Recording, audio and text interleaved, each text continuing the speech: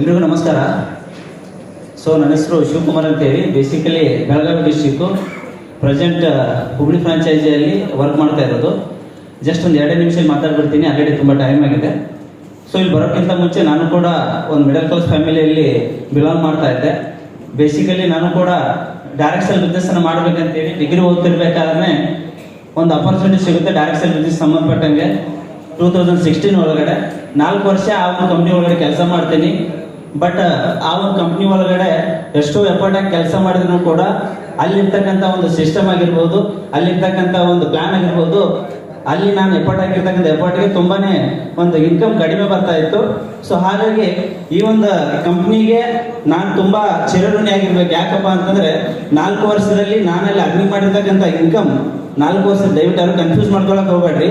4 ವರ್ಷದಲ್ಲಿ ಅಲ್ಲಿ ನಾನು ಅರ್ನಿಂಗ್ ಮಾಡಿರ್ತಕ್ಕಂಥ total income 24,000. MV marketing private limited ಕಂಪ್ನಿಗೆ ಬಂದು ನಾನು ವರ್ಕ್ ಮಾಡ್ಲಿಕ್ಕೆ ಸ್ಟಾರ್ಟ್ ಮಾಡಿ 1 ವರ್ಷ 4 ತಿಂಗಳು ಇನ್ನೂ ರನ್ನಿಂಗ್ ಅಲ್ಲಿದೆ. ತುಂಬಾ ಹೆಮ್ಮೆ ಅನಿಸುತ್ತೆ.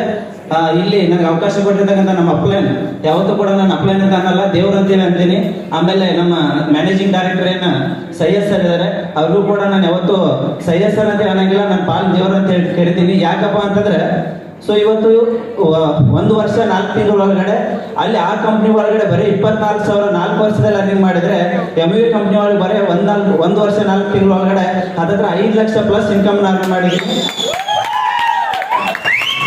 ಹಾಗಾಗಿ ನನ್ನ ಅಪ್ಲೈನ್ಗೆ, MV ಕಂಪ್ನಿಗೆ, ಸೈಯದ್ ಸರ್ಗೆ, ಆಮೇಲೆ ನಮ್ಮ sir doctor S Kulkarni sir ಅವರಿಗೆ, ನನ್ನ ಇನ್ಸ್ಪಿರೇಷನ್ ಆಗಿರ್ತಕ್ಕಂಥ ಸಂಜಯ್ ಜೀವಿ ಸರ್ ಅವರಿಗೆ ನಾನು ಸಾಯೋರಿಗೆ ಚಿರಋಣಿ ಅಂತ ಹೇಳ್ಬೋದು.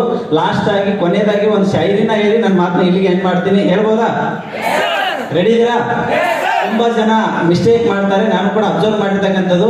ಸ್ಟಾರ್ಟಿಂಗ್ ಮೂಮೆಂಟ್ ಒಳಗಡೆ ಬಹಳ ಚೆನ್ನಾಗಿ ಬಿಸ್ನೆಸ್ ಮಾಡ್ತಾ ಇರ್ತಾರೆ, ಒಂದು ವಿಚಾರದಲ್ಲಿ ಎಡವಿ ಟೋಟಲ್ ಜೀವನ ಹಾಳು ಮಾಡ್ಕೊಂಡ್ಬಿಡ್ತಾರೆ. ಅದಕ್ಕೆ ಸಂಬಂಧಪಟ್ಟ ಒಂದು ಸಣ್ಣ 2 ಲೈನಲ್ಲಿ ಹೇಳ್ತಕ್ಕಂಥ ಒಂದು ವಿಚಾರ ಹೇಳ್ಬೋದಾ? ಹಿಂದಿಯಲ್ಲಿ ಇದೆ, ಅದು ಕನ್ನಡದಲ್ಲಿ ಹೇಳಿ ಟ್ರೈ ಮಾಡ್ತೀನಿ. ಯಾಕೆ ಸಾಯ್ತಿರೋ ದೋಸ್ತ್ ನಿಮ್ಮ ಲವರ್ಗೋಸ್ಕರ? ಸ್ವಲ್ಪ ಜೋರಾಗಿ ಅನ್ಬೇಕು. ಯಾಕೆ ಸಾಯ್ತಿರೋ ದೋಸ್ತ್ ನಿಮ್ಮ ಲವರ್ಗೋಸ್ಕರ? ಒಂದು ವೇಳೆ ಸತ್ರೆ ಅವ್ರ ಮೇಲಿರ್ತಕ್ಕಂಥ ವೇಲ್ ಕೂಡ ನಿಮ್ಗೆ ಸಿಗಂಗಿಲ್ಲ.